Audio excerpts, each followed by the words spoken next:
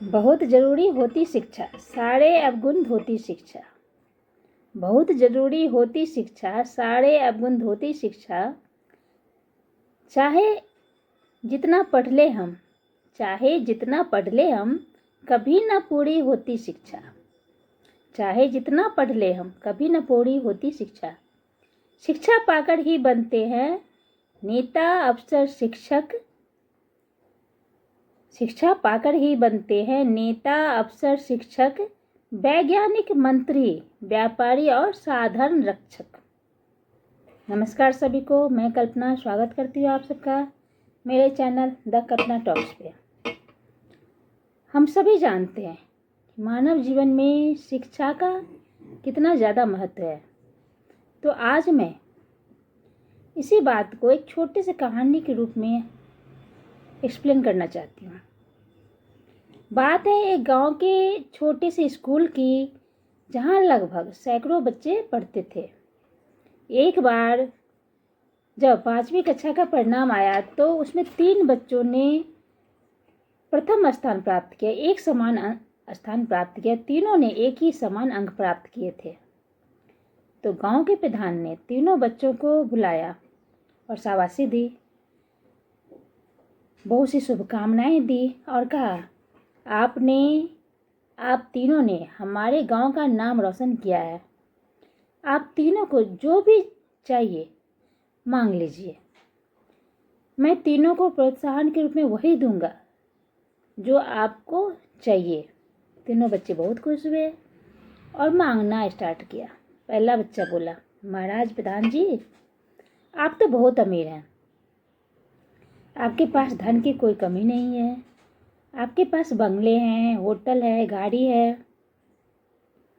तो आप एक बंगला और एक गाड़ी मुझे दे दीजिए ताकि मैं आराम से रह सकूं और बड़ा होकर खूब मौज मस्ती करूं।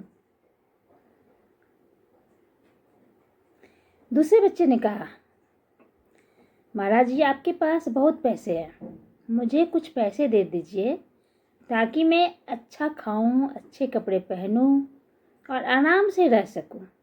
प्रधान जी ने दोनों बच्चों की मांगे पूरी कर दी। अब तीसरे बच्चे की बारी थी, जो चुपचाप सारी बातें ध्यान से सुन रहा था। वो अभी भी शांत था।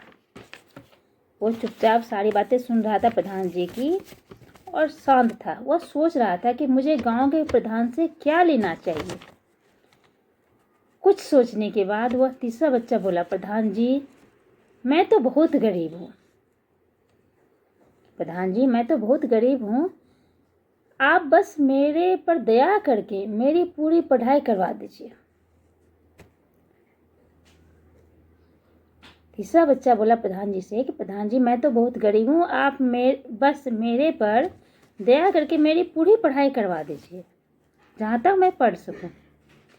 राजा यानी प्रधानमंत्री जी ने तीनों बच्चों की इच्छा पूरी कर दी। कुछ दिनों बाद समय के साथ साथ तीनों बच्चे बड़े हुए। एक बार गांव में बहुत तेज बाढ़ आई। पहले लड़के का बंगला तेज बाढ़ की वजह से बह गया, यानी कि गिर गया, पानी में बह गया, क्षतिग्रस्त हो गया। हम सभी जानते हैं कि हम सभी जानते हैं कि एक निश्चित समय तक रखा हुआ धन, एक निश्चित मात्रा में रखा हुआ धन बहुत दिन तक नहीं टिकता है। तो जो दूसरा लड़का था, जिसने प्रधान से बहुत सा धन मांगा था, उस लड़के का भी धन एक समय में खत्म हो गया, धीरे धीरे समाप्त हो गया। अब तीसरा लड़का, जिसने प्रधान से अपनी पढ़ाई का खर्चा मांगा था, जो तीसरा लड़का था जिसने प्रधान से अपनी पढ़ाई का खर्चा मांगा था, वह अब पढ़ लिख कर उसी स्कूल में टीचर बन गया। तो अब वो दोनों लड़के, जिसने प्रधान जी से बंगला और गाड़ी मांगी और धन मांगा था, वे दोनों अपने तीसरे दोस्त के पास, जो कि अब गांव का टीचर बन गया था, उसके पास गए और कहा, भाई, अगर हमने भी गांव के प्रधान जी से उस टाइम पढ़ने का ही प्रोत्साहन मांगा होता तो आज ये दिन नहीं देखने पड़ते। आज हम बर्बाद हो चुके हैं, हमारे पास कुछ नहीं है, क्योंकि उन दोनों लड़के ने प्रधान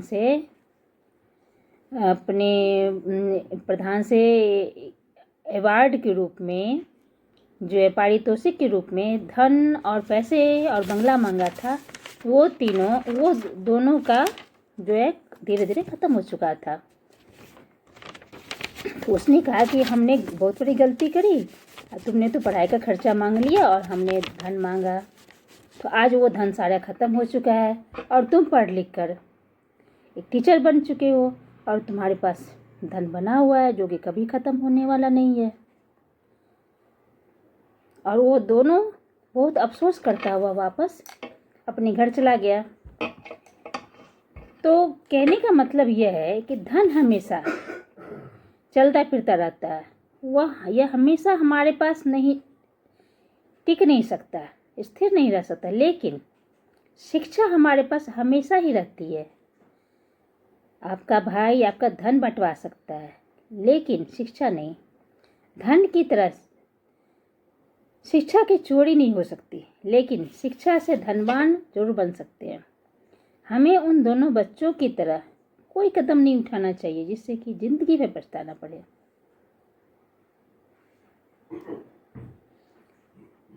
तो इसी के साथ मैं विदा लेना चाहती हूँ। अगर आपको मेरा ये कहानी पसंद आया तो प्लीज़ मेरे चैनल को सब्सक्राइब करिए। जब कि आपने अब तक सब्सक्राइब नहीं किया हो, सब्सक्राइब करिए, लाइक करिए, कमेंट करिए और शेयर करिए। धन्यवाद। तो इसी के साथ मैं विदा लेती हूँ। स्वस्थ रहिए, मस्त रहिए, व्यस्त रहिए। धन्यवाद।